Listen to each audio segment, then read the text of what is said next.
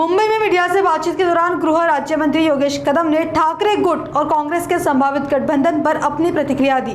उन्होंने कहा कि एकनाथ शिंदे ने पिछले 4 वर्षों में शिवसेना को मजबूत करने का काम किया है और संगठन को जमीनी स्तर पर सक्रिय किया है। साथ ही कदम ने बाळा साहेब ठाकरे की विचारधारा का उल्लेख करते हुए कहा कि उनकी भूमिका हमेशा से स्पष्ट रही है, वे कांग्रेस के साथ जाने के पक्ष में कभी नहीं होते।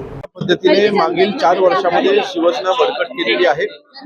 कार्यकर्त्यांच्या ग्रामपंचायतच्या निवडणुकांमध्ये देखील एकनाथ शिंदे साहेबांनी कार्यकर्त्यांना पाठबळ दिलेलं आहे, त्यांच्या पाठीशी खंबीरपणे उभे राहिलेले आहेत। मला वाटतं हेच पाठबळ महत्त्वाचं ठरतं। याच पाठबळामुळे शिवसैनिकांचा माननीय एकनाथ शिंदे साहेबांवरती विश्वास हा अजून दूर झालेला आहे। किरण पावसकर यांनी जे विधान केलेलं आहे त्याच्यावरनं चौफेर टीका होते की ही काय मुलं आणि नातवंड हे पाळणाघर नाहीये। बाळासाहेबांनी केलं होतं की माझ्या उद्धवला सांभाळा। त्यांचं स्टेटमेंट काही मी पाहिलेलं नाहीये।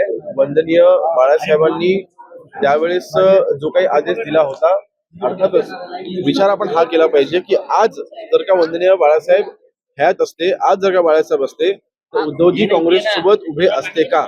हा प्रश्न हा प्रत्येक शिवसैनिकांच्या मनामध्ये जेव्हा निर्माण होतो त्यावेळेला उत्तर एकच मिळतं की नाही। वंदनीय बाळासाहेब कधीही काँग्रेससोबत जाऊ शकत नव्हते किंवा जाणार नाहीत। आणि म्हणून मला वाटतं आजची भूमिका त्यांची जी असलेली आजची भूमिका आहे, म्हणजे उद्धवजींची असलेली आजची भूमिका ही महत्वाची आहे आणि त्याच्यामुळे त्यांची अधोगती आहे।